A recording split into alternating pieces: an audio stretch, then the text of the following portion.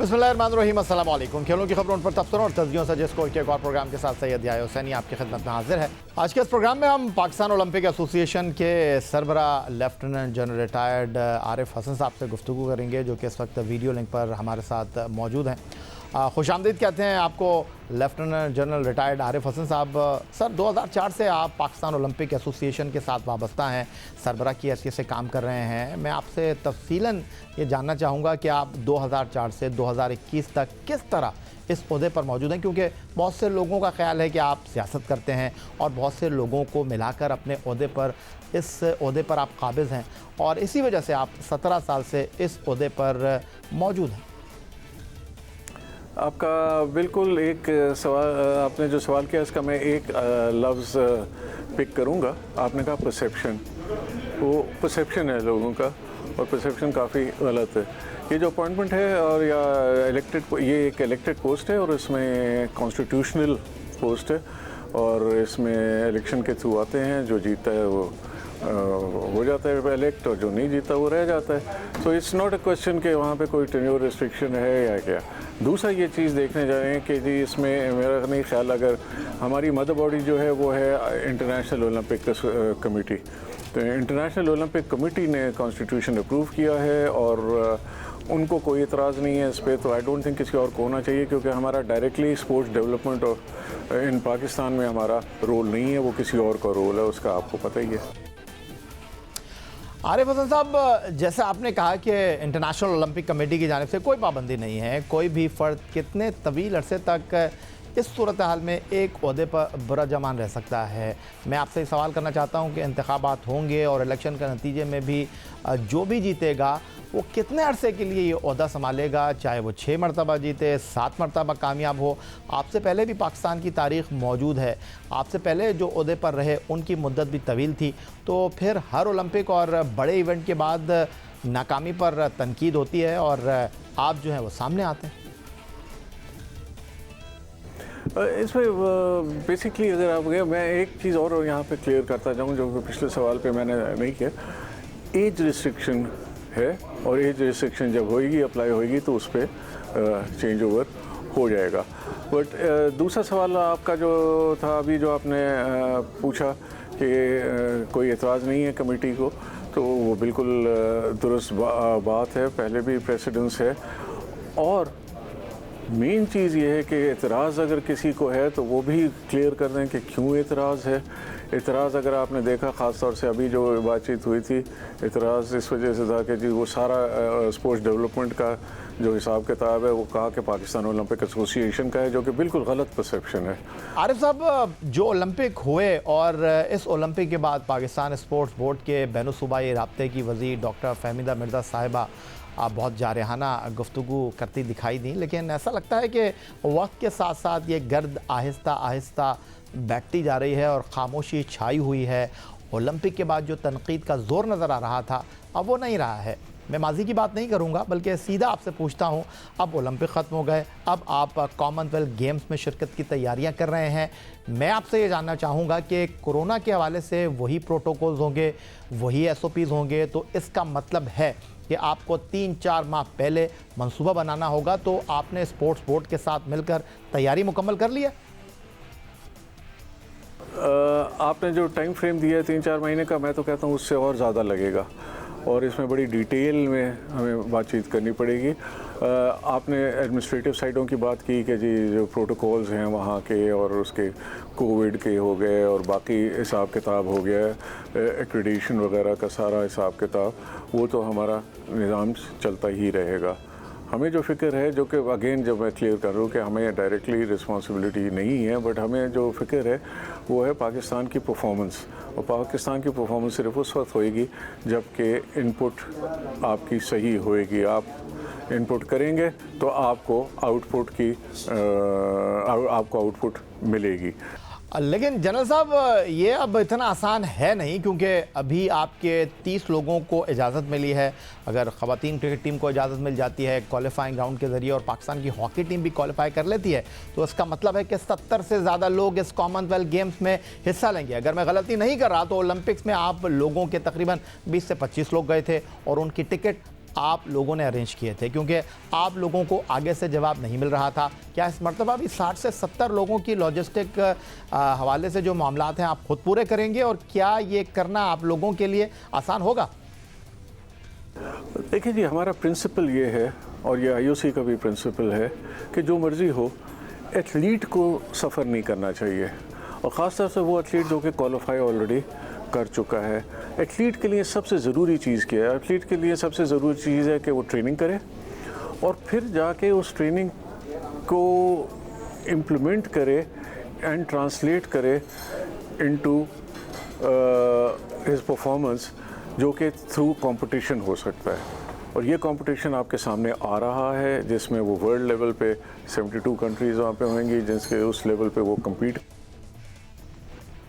तो आरिफ साहब, मैं आपसे फिर यही सवाल करना चाहूँगा कि ओलंपिक्स में 20 से 25 लोग गए थे, तो उनकी टिकट करना मुश्किल काम नहीं था, तो 70 लोगों की टिकट कराना पाकिस्तान ओलंपिक एसोसिएशन बर्दाश्त कर सकती है या नहीं? उम्मीद है, आई होप, क्योंकि पिछले जो ओलंपिक्स जैसे आपने कहा उसके अगर सही लेसन्स ड्रॉ किए जाएं और उससे कुछ सीखा जाए तो इनकी फंडिंग हो जानी चाहिए।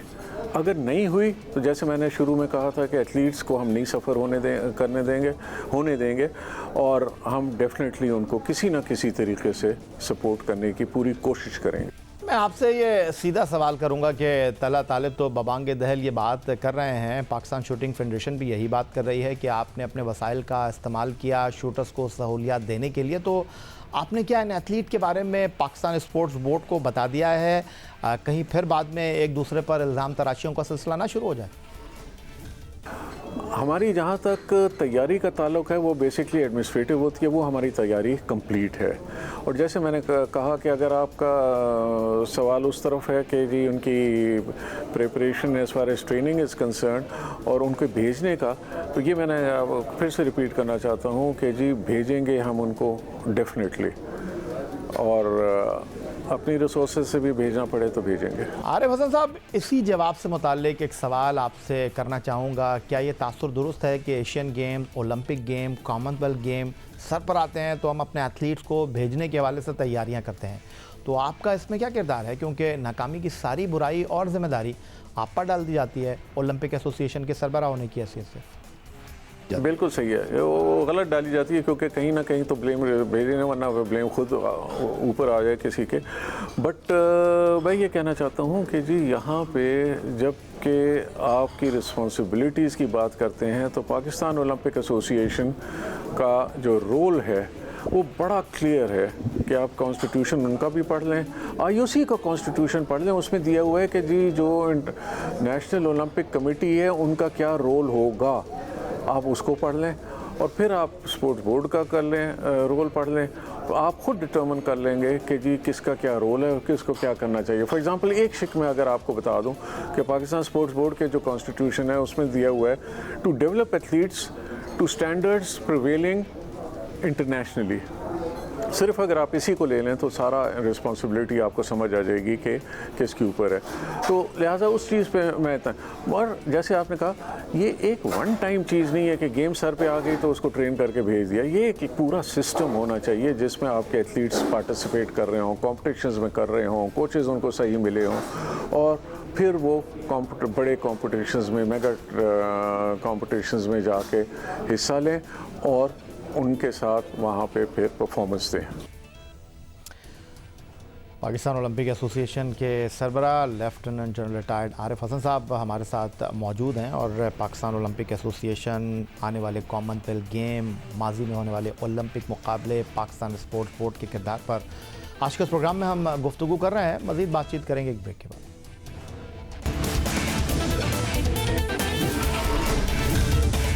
पाकिस्तान ओलंपिक एसोसिएशन के सरबरा lieutenant general retired Arif Hasan sahab हमारे साथ मौजूद हैं, तो 2004 से पाकिस्तान ओलंपिक एसोसिएशन के सरबरा की जिम्मेदारियां अदा कर रहे हैं। टोक्यो ओलंपिक के बाद बैनुल सूबाई राब्ते की वज़ीर डॉक्टर फहमीदा मिर्ज़ा से गुफ्तगू करने का इत्तफाक़ हुआ। उन्होंने बराह रास्त आप पर कोई तनकीद तो नहीं की, मैं ये भी नहीं चाहूँगा कि उनकी गैर मौजूदगी में आप उनके बारे में बात करें, लेकिन एक बुनियादी चीज़ जो मुझे नज़र आई वो ये कि तमाम बड़े गेम्स के एक्रेडिटेशन आपके ज़रिए होते हैं, लेकिन ये उनके ज़रिए होने चाहिए, मतलब स्पोर्ट्स बोर्ड के तहत।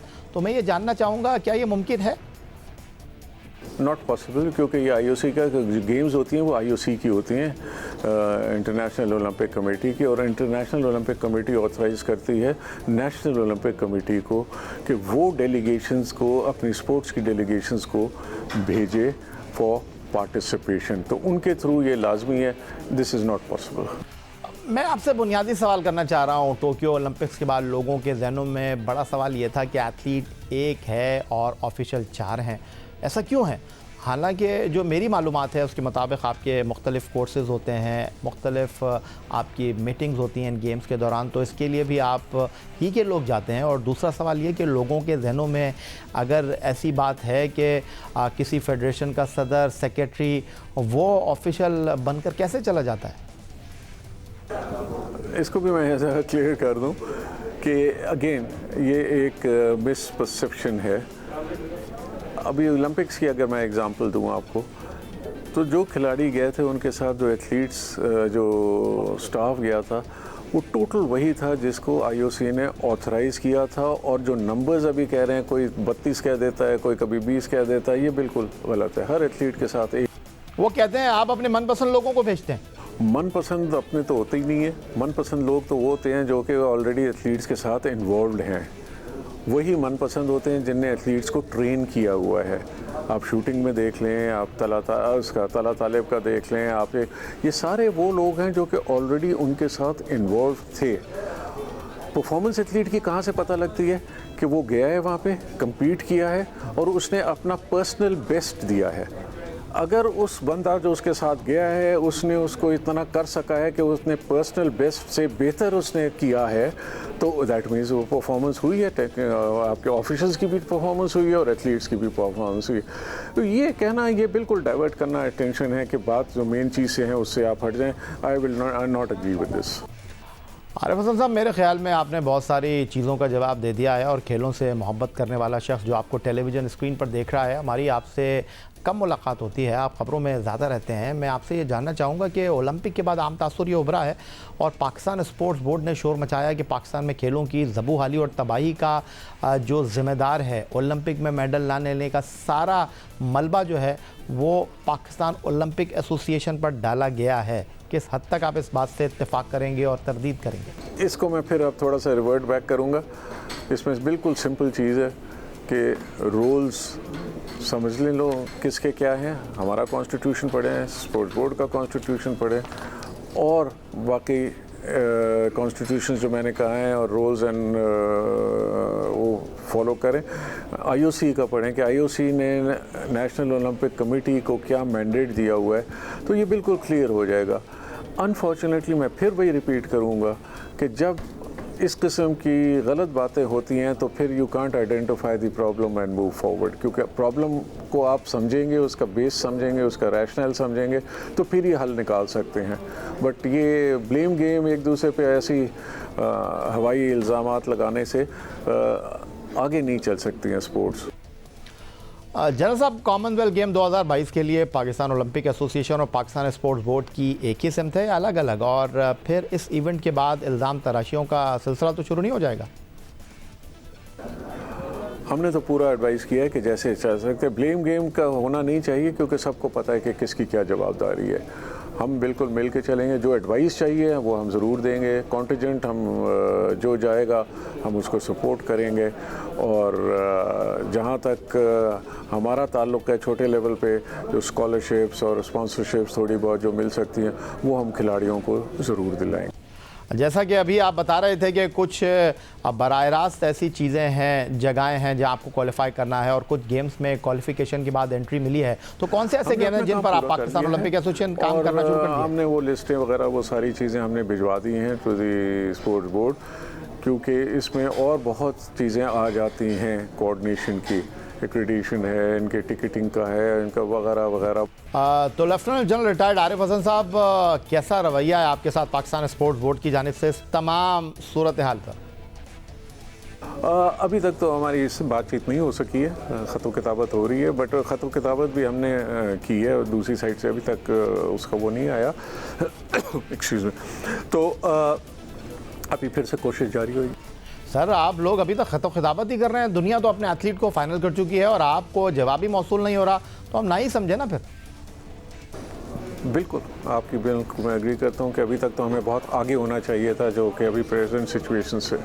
तो जनरल साहब, मैं यही समझूं कि जिस तरह ओलंपिक के लिए आप अपने तई कोशिश कर रहे थे, जिम्मेदारियां अदा कर रहे थे, एथलीट को विलेज तक पहुंचाने के हवाले से तैयारियां जो थी वो आपने शुरू कर दी हैं अभी? वो हमने पूरी कंप्लीट कर ली है। बाकी ट्रेनिंग का जहाँ तक ताल्लुक है, वो जिसकी जवाबदारी है वो करेंगे। तो हमने ओलंपिक से कुछ नहीं सीखा सर, यही समझे लोग? जिनको सीखना चाहिए वो उसका जवाब बेहतर दे सकते हैं। तो जनरल साहब, जो लोग आपको टेलीविज़न स्क्रीन पर देख रहे हैं उनको आप कोई पैगाम देना चाहेंगे? हम कॉमनवेल्थ गेम जिसमें माजी में मेडल लाते रहे हैं, इस मरतबा ऐसा नहीं हुआ, तो क्या मज़ीद ख़राब सूरत हाल हो जाएगी? ओलंपिक की तरह एक बार फिर तनकीद होगी? नहीं, इसमें पेसिमिस्टिक इतना नहीं होना चाहिए। अभी भी टाइम है कि अगर आप इन्वेस्ट करें तो आपको रिटर्न्स मिलेंगे। मेन स्ट्रेस है अगेन इन्वेस्टमेंट और encouraging the athlete to participate to his full potential, और वो सिर्फ इन्वेस्टमेंट से हो सकता है। तो जाते जाते मैं आपसे पूछना चाहूँगा, lieutenant general retired Arif Hasan साहब के कॉमनवेल्थ गेम्स के लिए वो क्या डेडलाइन है कि अगर आपको पाकिस्तान स्पोर्ट्स बोर्ड की जानिब से वाज़े तौर पर नहीं बताया गया कि कौन से महीने में आप अपनी जानिब से चीज़ों को फ़ाइनल कर देंगे, क्योंकि आपको लॉजिस्टिक के बहुत से मामलात को पहले से हतमी शक्ल देना होगी? हम तो इसको जो देखें, हर जो जितनी मेगा गेम्स होती हैं ना, उनकी अपनी डेडलाइंस होती हैं। वो अपनी डेडलाइंस देते हैं कि जी आपने एक्रेडिटेशन इस वक्त तक पूरी कर लेनी है, आपने अपनी टिकटिंग और मूवमेंट इस तरह से कर लेनी है। अब जैसे शूटिंग है, इसमें बड़े कॉम्प्लेक्स वो होता है।